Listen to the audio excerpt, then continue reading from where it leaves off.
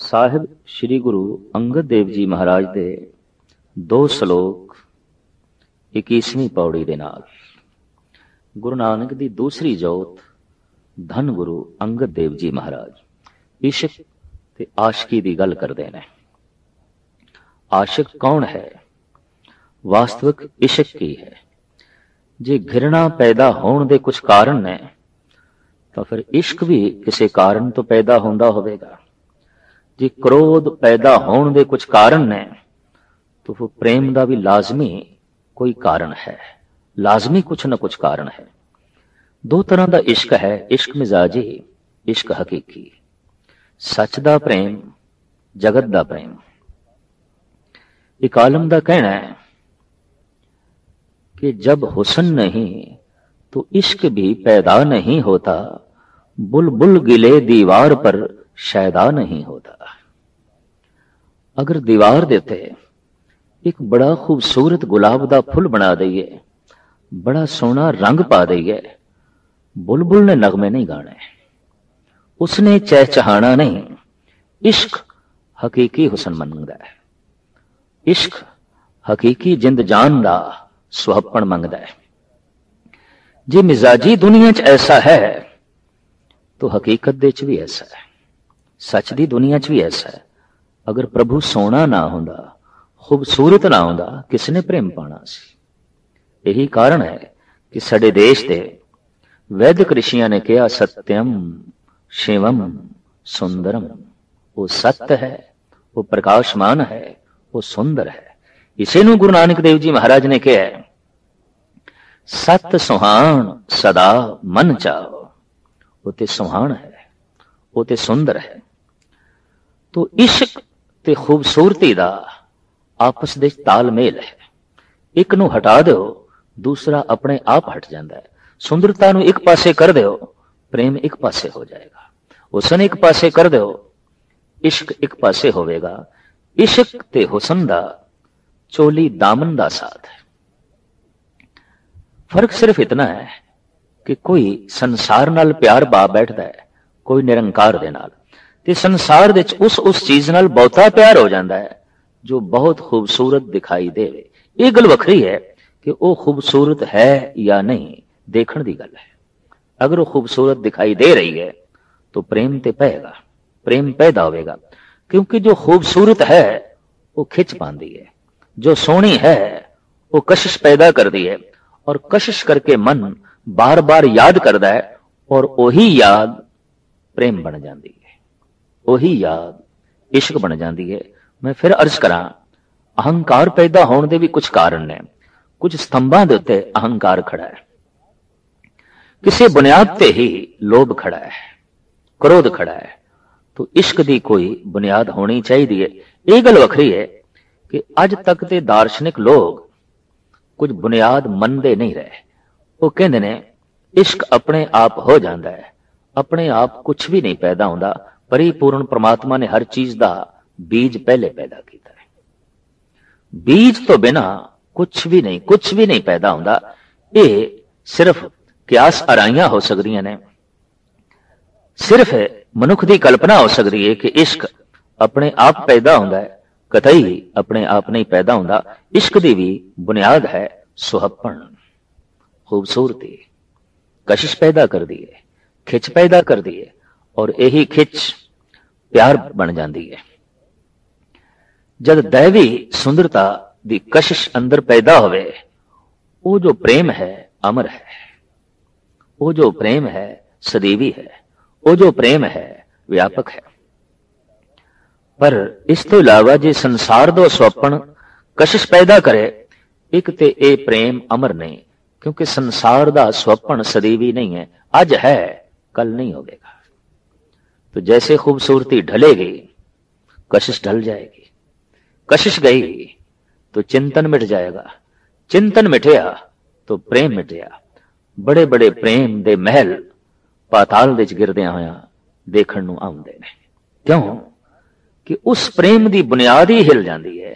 प्रेम दी बुनियाद ही सी खूबसूरती, खूबसूरती ही नहीं रही तो प्रेम किथे। इस वास्ते संसारिक प्रेमियां नूं धार्मिक लोगों ने कोई बहुत वड्डा मान नहीं दिता। यह गल वखरी है कि उसकी चर्चा जरूर है, उसका जिक्र जरूर है, और वक्ती तौर पर उस प्रति हिरदे की शुद्धि भी हो जाती है जिस नाल प्रेम होवे। लेकिन चूंकि प्रेम खड़ाई स्वप्न ते है, ते स्वप्न दे मिटदियां चिंतन मिट जाता है, याद मिट जाती है, याद दे मिटदियां प्रेम मिट जाता है। एक परमात्मा ही ऐसा है, जितना उसके नेड़े आई है उतनी उसका स्वप्न वधदा है।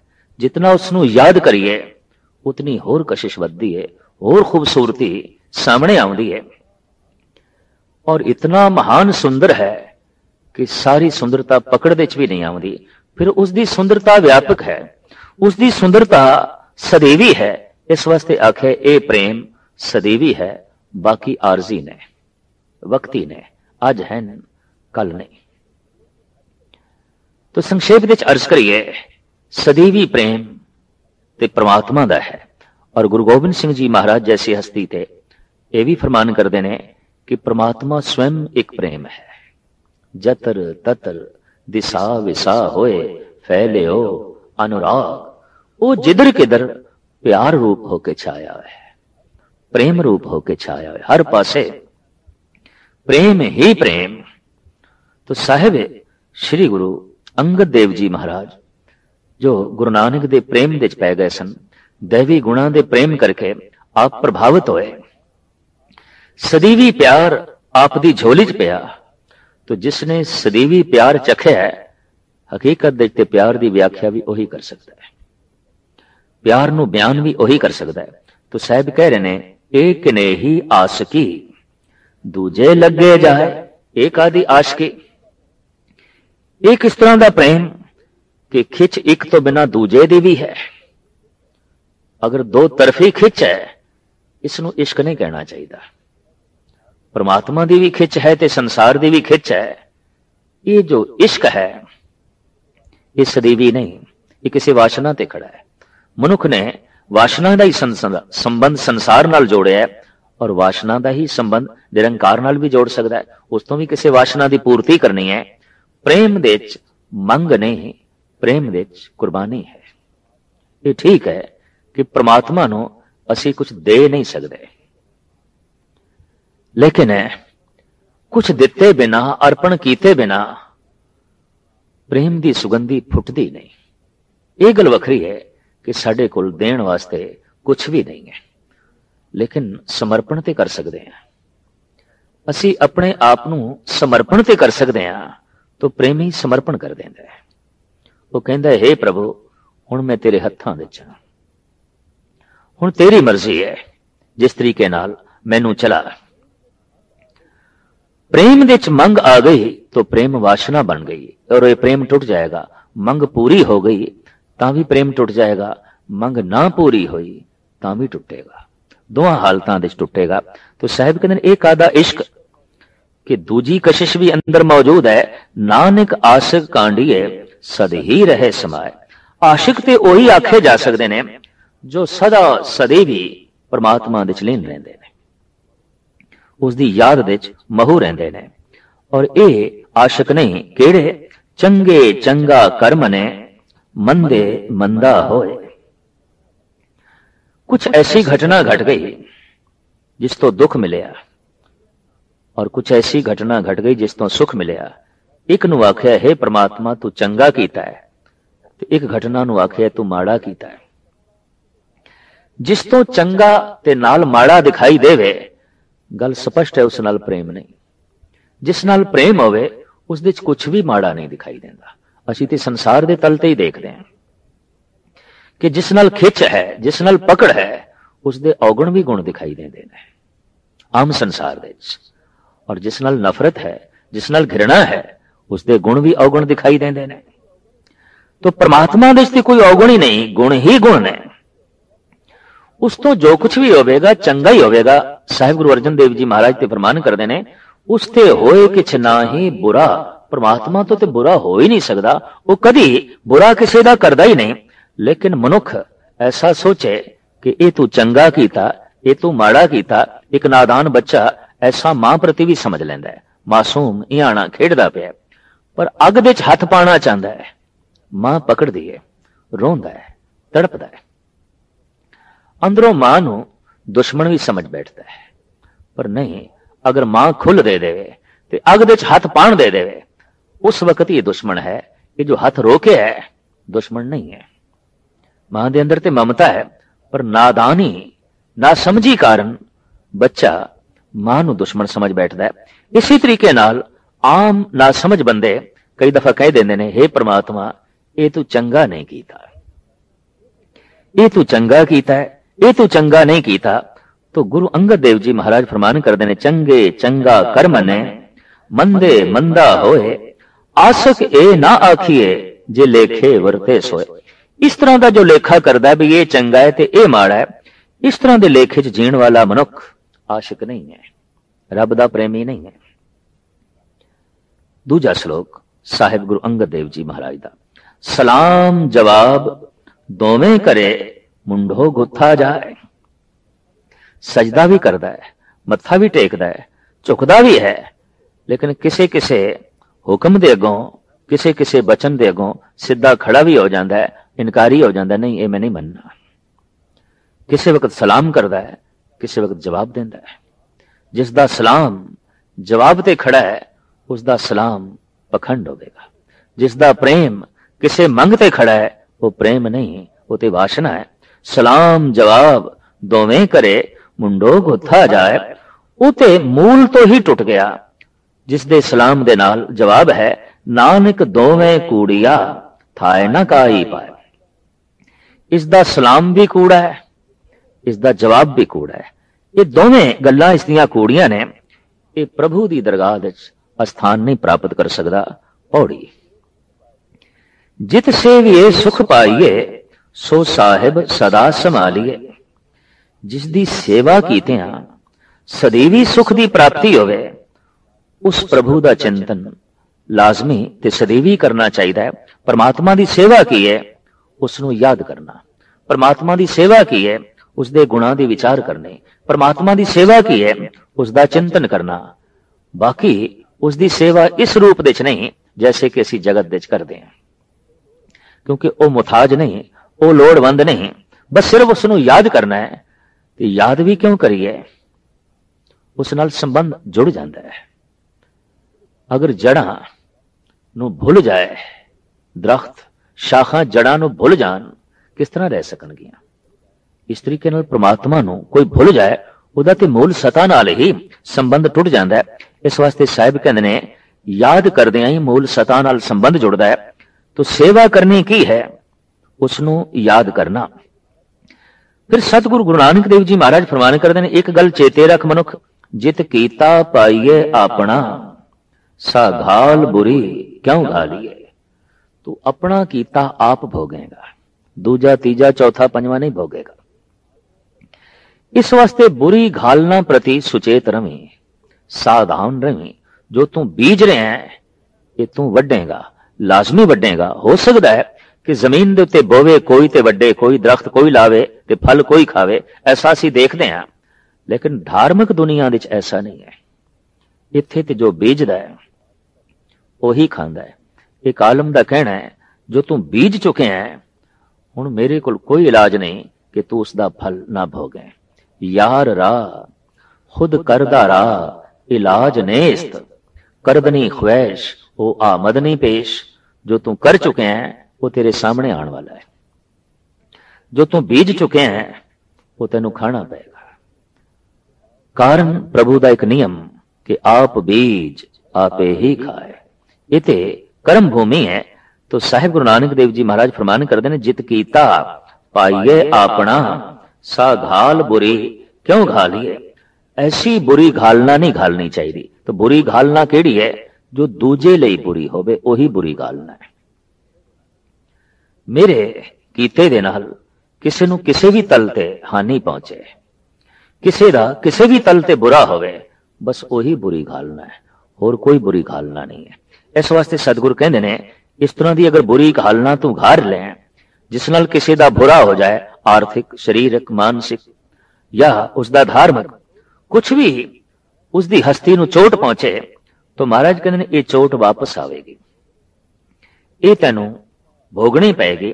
इस वास्ते मंदा मूल न की चई, दे लम्मी नदर निहालीए। भुल के भी मंदा नहीं करना चाहिए, माड़ा बीज नहीं बोना चाहिए। फिर सतगुरु कहते लम्मी नदर निहालीए, बड़ी दूर दृष्टि रखनी चाहिए। सिर्फ ये नहीं कि बीज बो रहे हैं, दृष्टि उत्थे रख, फल ते भी दृष्टि रख कि इस चों फल की निकलेगा। दूर दृष्ट मनुख वो है कि एक कदम वो चले है, निरा उस एक कदम नूं नहीं देखदा, वो वेखदा है कि मेरा आखिरी कदम कित्थे होवेगा जिस मार्ग ते मैं चले।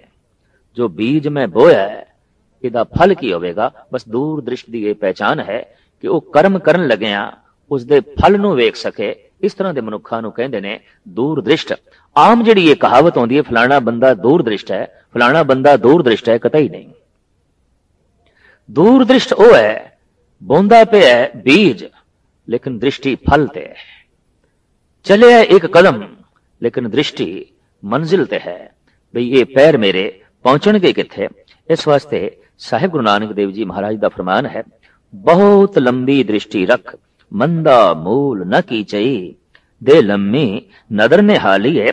ज्यों साहिब नाल न हारीए, ते वेहा पासा ढालीए। कुछ इस तरह की घालना घालनी चाहिए कि परमात्मा दे दरबार दे तू जिंदगी दी बाजी हारे ना, जित होवे तेरी। ये ठीक है कि जित हर एक कोई चाहता है, पर जित उदों ही होंदी है जद कोई मनुख जीवन दी बाजी अपनी जित लैंदा है, ते जीवन दी बाजी जिती जाती है गुणा नाल। मनुख नूं अवगुण हरा ना देन। साहिब श्री गुरु नानक देव जी महाराज दा एक वाक, अवगुण सब लागू भय, कूड़ बजावे तूर। कूड़ शहनाई बजा रहे है जित दी, झूठ शहनाई बजा रहे है कि मैं सब नू जित लिया, सब नू जित लिया, सब नू जित लिया। कूड़ इस ढंग दा ढंडोरा पिट रहे है, कूड़ इस ढंग दा नगारा बजा रहे है। देखिया जाए तो समुचे जगत विच कूड़ दी ही शहनाई बज रही है, कूड़ दी ही तूती बोल रही है, कूड़ दे ही नगारे बज रहे ने, और इस दे सामने सारे जीव हारे हुए प्रतीत होंदे ने। महाराज कहते नहीं, इस ढंग दा कोई कर्म ना कर कि तू सच दे सामने हारिया होया होवें, प्रभु दी दरगाह दे विच हारिया होया होवें। किछ लाहे ऊपर घालीए, कुछ ना कुछ ऐसी घालना तू घाल जिस दे विच तैनूं लाहा होवे, नफा होवे, नुकसान ना होवे। नुकसान स्वासां दा ना होवे, लाभ होवे। साबत पूंजी आणी रास, स्वासां दी पूंजी सारी दी सारी सफल होवे। भगत कबीर कहंदे ने, मोहे ऐसे बनज स्यों नहीं काज, जै घटे मूल नित बढ़े ब्याज। मैं इस तरह का कोई काम करन नूं तैयार नहीं जिहदे नाल मेरी स्वासां दी पूंजी घट जाए, जिहदे नाल मेरा पापां दा ब्याज वध जाए, मेरे ते ब्याज वध जाए, पाप इन्हां दा हिसाब ते देना पवे ते मूल मैं गवा बैठा। अक्सर लोग अपनी मूड़ी गवा बैठते ने, अपनी रास पूंजी गवा बैठते ने। इस वास्ते साहिब कहंदे ने, भुल के भी ऐसा ना होवे कि तू अपनी पूंजी गवा बैठे, किछ लाहे ऊपर घालीए। कुछ इस ढंग दे अपने स्वासां नूं खर्च कर कि इस दे विच तैनूं लाहा होवे, तैनूं नफा होवे। शरीर कर्म भूमि है, इसनूं कर्म भूमि कहा गया है, और साफ कहा गया है, जेहा बीजे सो लुणे, कर्मा संदड़ा खेत। शरीर ते कर्मां दी खेती है। हर कर्म प्रति, हर घालना प्रति तू सावधान चाहिए है, सुचेत चाहिए है। जगत दे विच असी जो जितना व्यापक दुख देखते हैं, इन्हां दा बीज कर्म है, दुष्कर्म। गुरु गोबिंद सिंह जी महाराज ते अरदास करते हैं, देह शिवा वर मोहे अहे, शुभ कर्मन ते कब हूं न टरो। ए प्रभु एक वर मैनू दे, मेरे सिर ते मेहर भरे हाथ रख कि मैथों हर वक्त शुभ कर्म होवे, शुभ घालना घाली जावे, कोई भी ऐसा कर्म ना होवे जो अशुभ होवे। कर्मां दी इस बाजी बारे साहिब श्री गुरु अर्जन देव जी महाराज दे वाक, किरत कर्म के बीचड़े कर कृपा मेलो राम। हे प्रभु बड़े दूर हो गया, बहुत दूर हो गया, पर अपने कर्मा करके। इसे ਨੂੰ गुरु नानक देव जी महाराज कहते हैं, कर्मी आपो अपनी के नेड़े के दूर। अगर कोई दूर है तो कर्मा करके, अगर कोई सच दे नेड़े है तो कर्मा करके। ये सारियां दी सच तो दूरता ते नेड़ता कर्मां दे आसरे ते जो है खड़ी है। ऐसा कर्म केड़ा है जो प्रभु दे नेड़े ले जाए। कर्म नूं अगां चल के दो हिस्सियां च वंडिया है, कर्म धर्म, कर्म धंधा। दो तरह के कर्म। कर्म धंधा जो संसार दे च उन्नत करे, कर्म धर्म जो निरंकार दी नेड़ता दे देवे। इस तो ये मुराद भी नहीं कि कर्म धंधा करना ही नहीं। दो तरह का जीवन है, कर्म धर्म, कर्म धंधा। लेकिन अशुभ गल यह है कि कर्म धंधा होवे ते उसनों मनुख आखे कि कर्म धर्म। तो साहब कहते ने, कर्म धर्म पाखंड जो दीसे तिन जम जागाती लूटे, निर्वाण कीर्तन गावो करते का निमक सिमरत जित छूटे। होवे कर्म धंधा ते तू आखें ये कर्म धर्म है, ये ते पखंड है, ये ते वास्तविक पखंड है। कर्म कुछ होर ने ते प्रगटावा तू कुछ होर कर रहे हैं।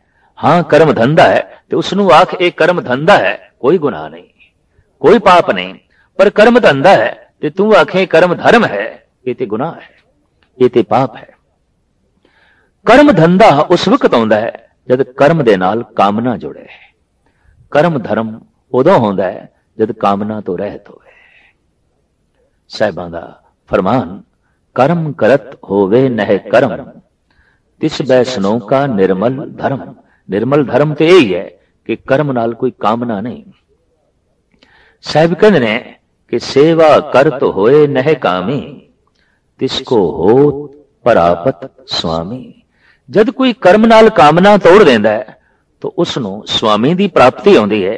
जद कोई कर्म नाल कामना जोड़दा है उन्होंने संसार दी प्राप्ति आउंदी है।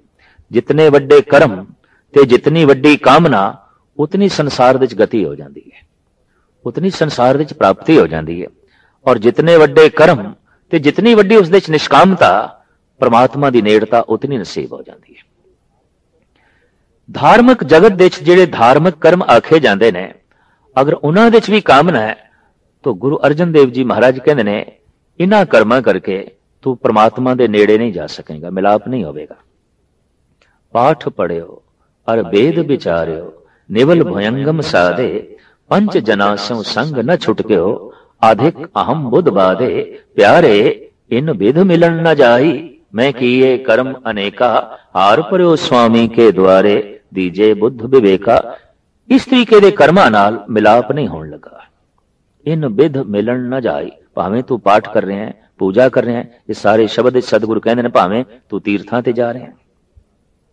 मन कामना तीर्थ जाए बस्यो, सिर कर वर्त धराए, मन की मैल ना उतरे ए बिद, जे लख जतन कराए।